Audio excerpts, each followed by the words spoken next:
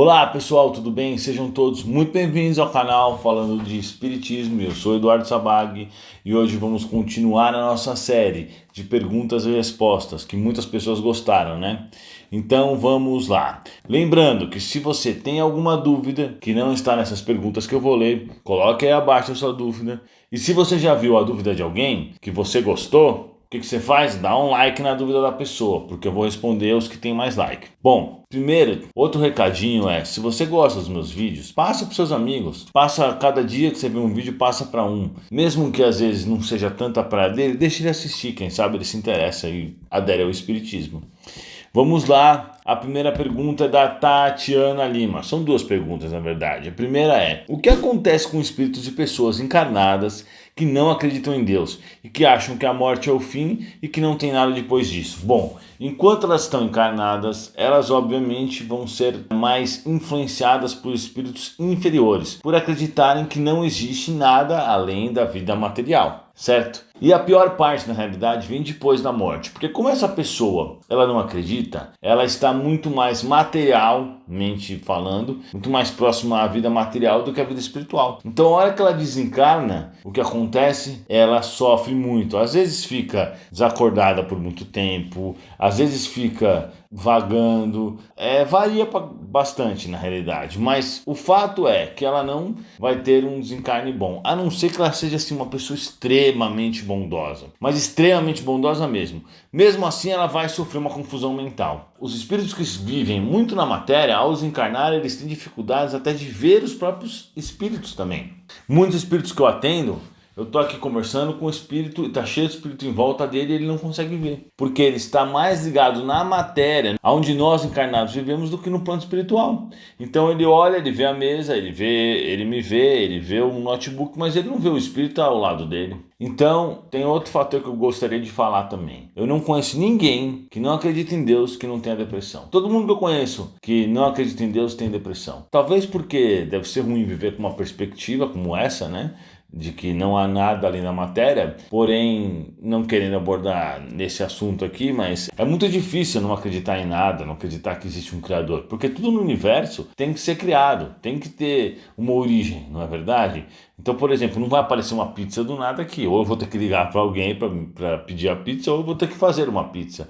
A mesma coisa é com todas as coisas do nosso planeta. Todos os resultados, eles vêm antes de uma causa. Então, é obviamente que tudo que tem no universo foi criado por alguém. Então, o próprio universo foi criado por alguém, e esse é o Criador. Antigamente acreditava-se que o universo era estático, ou seja, ele existia de todo sempre. As galáxias, tudo que a gente vê pelos nossos telescópios instalados na Terra. Inclusive por conta da teoria do Einstein, em partes, porque antes já tinham descoberto isso, mas hoje a gente já sabe que o universo ele foi criado, ocorreu uma explosão, ocorreu um Big Bang. Então quem foi que criou essa explosão? Obviamente que tem que ter tido uma causa anterior. Não tem o mínimo sentido. Fica até, na verdade, engraçado uma pessoa falar assim, porque o Big Bang criou o universo. Mas que Big Bang? Quem criou esse átomo? Quem criou essa matéria que estava pressurizada, né, em um ponto? Quem criou isso? Então alguém deve ter criado. Aí quando você chegar no primeiro disso, o primeiro criador de tudo, esse é Deus. Aí eles podem chamar do que quiser, pode chamar de criador, pode chamar de chefão, pode chamar do que você achar melhor. Porém, alguém tem que ter criado todas as outras coisas. Então mesmo o cara que fala que não acredita em Deus, ele acredita, porque se ele acha que a gente foi criado num átomo, o átomo deve ser o Deus. Vocês estão entendendo o que eu estou querendo dizer? Tem que obrigatoriamente existir um criador. Não tem sentido não ter um criador. A própria matéria ela foi criada por alguém. Então, quem criou antes do Big Bang, segundo os espíritos me falam, inclusive, o Big Bang é só um pedacinho minúsculo do universo. O que a gente vê é um pedaço de universo no meio de muito mais coisa. Então, é obviamente que isso teve uma origem divina. Quem criou isso foi alguém. O problema é que as pessoas ficam sempre lembrando do que a gente aprendeu nas outras religiões, que Deus chegou lá e criou Adão e Eva, que não tem o menor sentido mesmo, né? E aí, por conta disso, elas acabam preferindo não acreditar em nada, mas elas deveriam estudar o Espiritismo, que tem a resposta para todas as perguntas. Outra pergunta da Tatiana Lima: eu sofri um aborto há 3 meses.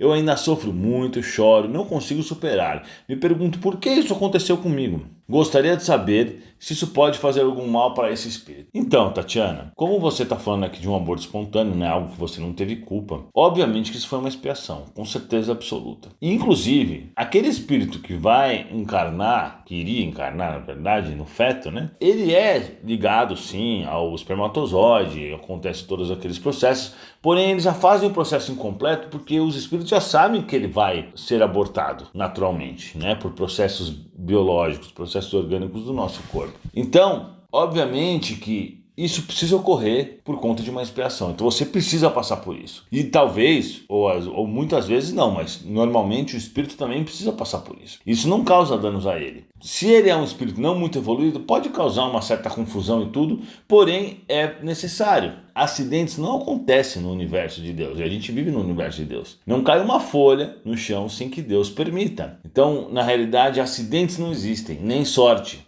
nem enganos. O Bruno Abdala pergunta, valeu, viu, Bruno? Você está sempre por aí nos vídeos. Eduardo, existem vidas paralelas.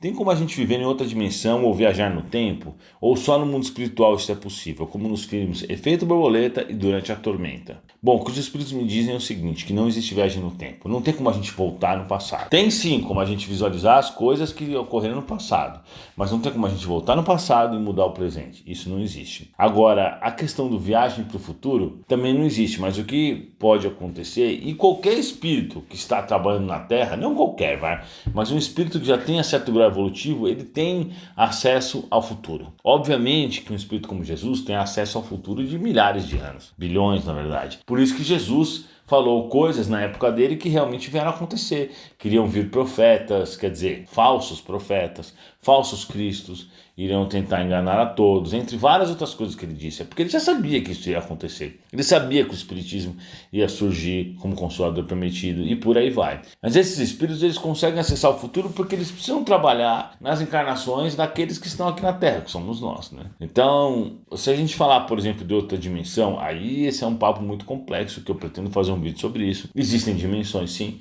Na verdade, a gente pode entender que cada alma está suscetível a estar em diferentes dimensões. Então, por exemplo, a gente sabe que no mundo dos espíritos funciona assim. O obsessor está aqui, né? O obsessor não consegue ver o espírito trabalhador do bem, porque ele não está na mesma vibração. Então, eles podem estar em outras dimensões, né? Dimensões diferentes. E aí, o espírito superior, assim, vamos dizer assim, um anjo da guarda, um mentor que seja um pouco mais superior, pode ver os dois, mas também, se não quiser aparecer, os outros não conseguem ver. E assim vai, pela hierarquia evolutiva, né? Então, os espíritos superiores, eles conseguem ver tudo e todos ao mesmo tempo e por aí vai. Mas eu vou fazer um vídeo que dá para falar mais sobre isso para que a gente possa abranger essa questão aí. Chedes fala, qual a visão do espiritismo sobre o veganismo? Seguinte, Chedes, os espíritos falam que é muito bom o veganismo.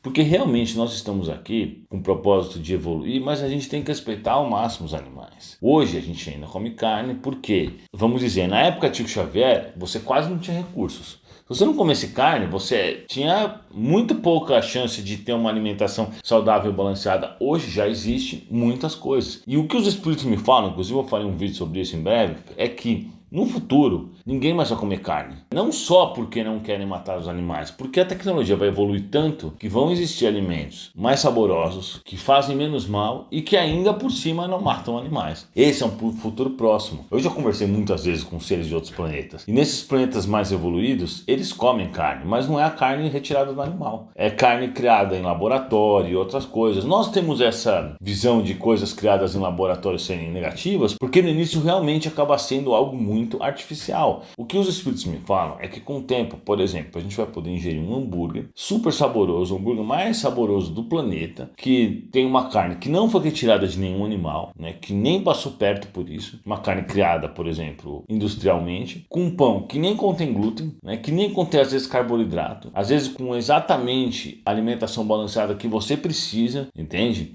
Extremamente saboroso, com queijo que não contém lactose. Então, essa é uma realidade que está meio próxima. Então, no futuro, todos nós vamos se tornar veganos por conta disso. Porém, quem pode fazer esse esforço agora e aderir a essa causa, eu acho muito válido, muito legal a pessoa poder, principalmente quando ela faz isso por conta da preocupação de como são tratados os animais nesses abatedouros e etc., que não é nada legal. O Erifaz Demane pergunta, fazem mais de 15 anos que pratico a doutrina espírita. Fiz cursos, dou passes nos trabalhos mediúnicos, mas nunca consegui dar passividade. Nunca consegui psicografar e muito menos sentir nada. Tem algum problema? Não. Cada um tem uma missão, cada um vem com um histórico também de mediunidade, cada um vem com algo a ser feito. Então a gente não pode querer que o nosso destino seja assim ou assado, porque isso já foi programado antes. E muitas vezes você mesmo que solicitou isso. Agora é claro, às vezes você tem uma chance de mudar o seu destino, é claro que você tem que fazer o possível para mudar. Porém, muitas pessoas podem ser muito mais eficientes não sendo médiums do que sendo médiums. Por exemplo, a gente pode falar do Haroldo Dutra Dias, que é uma mente maravilhosa, extremamente inteligente, homem muito bom, caridoso, que fez estudos maravilhosos para a doutrina espírita. Inclusive tem um livro aqui, ó, eu nem combinei, esse aqui tá aqui do meu lado mesmo, que chama O Novo Testamento, que eu recomendo a vocês comprarem, que é o Novo Testamento, né, o Evangelho. Eu recomendo muito que vocês comprem e façam leituras. E façam leituras, porque ele é realmente maravilhoso. É, na verdade, a vida de Jesus escrita pelos apóstolos. E vocês podem ler assim, lendo, vocês vão achar muito legal. E por que eu recomendo esse Novo Testamento? Porque ele foi traduzido pelo Haroldo Dutra Dias num maravilhoso trabalho, com uma pesquisa impressionante de diversos livros, centenas de livros. Então ele é o mais imparcial possível. Ele não é um livro espírita, ele é um livro traduzido. Se você for lá na livraria, às vezes vai estar nas obras traduzidas, porque nem espírita ele é realmente o livro. Então, por exemplo, imagina se o Haroldo fosse tomar o caminho da mediunidade. Às vezes ele não poderia ser tão útil como ele está sendo. Então, o plano espiritual utiliza o que as pessoas normalmente têm de melhor para nos dar. E às vezes a pessoa pode ser melhor numa coisa ou em outra, ou então às vezes também a mediunidade pode ter sido privada, a pessoa pode ter sido privada da mediunidade por algo que ela fez em outra existência. Então, se ela não utilizou de forma correta, ela pode sim ter sido privada, normal. Aí a Késia Silva pergunta: 1. Se os pais têm por missão desenvolver os espíritos dos filhos, se o filho fizer algo de errado, os pais também são culpabilizados? Sim, com certeza os pais são responsáveis. Por quê? Quando o encarnado inicia a sua encarnação, eles têm como base os pais. Vocês sabem disso. Se vocês perceberem, por exemplo, um pai que demonstra um mau exemplo para o filho, por exemplo, está cheio de porco que joga lixo no chão, que abre a vidro do carro e joga lixo pela janela. Obviamente que o filho vai aprender a fazer isso. Quantas crianças, por exemplo, filhas de pessoas que têm problema com a justiça, têm medo de polícia? Isso é um monte. Por isso que eu faço aquela campanha que eu arrecado os brinquedos, arrecado recursos financeiros, compro os brinquedos, dou para a polícia entregar nos lugares mais carentes, para que essas crianças que às vezes vivem, às vezes, né, claro, não é sempre, mas às vezes na família tem, por exemplo, o pai está preso, o tio é bandido, então eles ouvem muito mal da polícia, então eles têm medo da polícia ou até raiva, e eu quero que essas crianças deem uma alterada no pensamento, elas tenham a chance de perceber o outro lado. Então, com a esperança que essas crianças não absorvam esse tipo de conselho, eu faço essa campanha para que elas percebam que a polícia é boa e que ela não deve ter medo nem raiva da polícia. Então é muito importante que a instrução que a criança receba na sua infância seja muito bem feita. E é exatamente para isso que existe a infância. Porque a infância faz com que aquele espírito que muitas vezes é duro ainda é teimoso, ainda é mau, tenha essa oportunidade de vivenciar uma nova encarnação recebendo novas instruções. Então uma criança é muito mais suscetível à instrução do que um adulto. Vai colocar um nazista lá da Segunda Guerra Mundial reencarnado sem passar pela infância. Ele vai reencarnar do mesmo jeito que ele era, cheio de problemas, de loucuras, de raiva. Agora na infância ele recebe vários toques que ele vai dando uma aprimorada na sua alma, vamos dizer assim. E assim ele tem mais chance de ser bem sucedido. Então obviamente que é muito grande a responsabilidade dos pais no processo reencarnatório. Porém, a gente tem alguns casos que os pais fazem tudo para educar de forma correta. E quando a gente fala de educação, não é educação de abre a porta para os outros. Não. É a educação moral, o que é certo e o que é errado. Isso independe de condição financeira, de que país nasce, de que costume tem. Porque é certo roubar os outros ou é errado? É errado. Isso tem que ficar claro. É certo jogar lixo no chão ou é errado? É errado. Então essa responsabilidade, ela vai decair sobre os pais. Agora tem vezes, como eu estava falando, que o pai e a mãe dão sim essa estrutura para o filho, né? Essa estrutura moral, e ele não segue. Aí a culpa não é dele. E muitas vezes acontece isso, então. Às vezes as pessoas são bem educadas, mas elas não aderem por conta do seu grau evolutivo baixo. E aí acaba ou virando um assassino, um alcoólatra, um drogado. E isso às vezes não é culpa do pai e da mãe. O pai e a mãe fizeram a sua parte. Emiliana Chaves pergunta: bom dia, amigo Eduardo. Tenho dúvidas de como é a visão espiritual de donos de bares e motéis e quero saber o que é desdobramento. Abraços, meu amigo. Bom dia, Emiliana. Mas agora está de noite, né? Mas bom dia. Bom, na realidade, essa questão é um pouco complicada, porque, obviamente, a primeira parte é a seguinte, né? O cara que trabalha num bar, num motel, em qualquer lugar assim, principalmente em motel, por exemplo, vai obrigatoriamente conviver perto de espíritos inferiores. Não tem como, porque ele vai estar naquele recinto. Então começa por aí, que já não é legal. A segunda coisa é, eu nunca teria nem um bar nem um motel, de forma alguma. Porque isso é uma coisa que vai piorar a situação, vamos dizer assim, da humanidade. Eu acho que isso é interessante a gente fazer essa reflexão. Tudo que a gente vai fazer, a gente tem que pensar assim, pô, por que eu vou fazer isso? Isso vai ajudar ou vai piorar as pessoas? Inclusive, eu até queria fazer um canal de comida, porque eu gosto de cozinhar, né? E eu queria fazer um canal sobre isso. Só que aí me falaram assim, nem sei se foram os espíritos me falaram, isso vai ajudar ou vai atrapalhar as pessoas? Talvez até atrapalhe, porque é uma coisa que, vamos dizer, ajuda na tendência da gula. Então, eu preferi não fazer. Então, a gente tem que imaginar isso. Eu acho que não é legal. Isso vai trazer expiações, depende de como a pessoa administrar o negócio. Mas mais cedo ou mais tarde, num ambiente como esse, ela vai acabar cometendo coisas, falhas, que não vão ser legais, entende? Então, assim, eu não recomendo. Então, o que é desdobramento? A segunda pergunta, né, da nossa amiga Emiliana.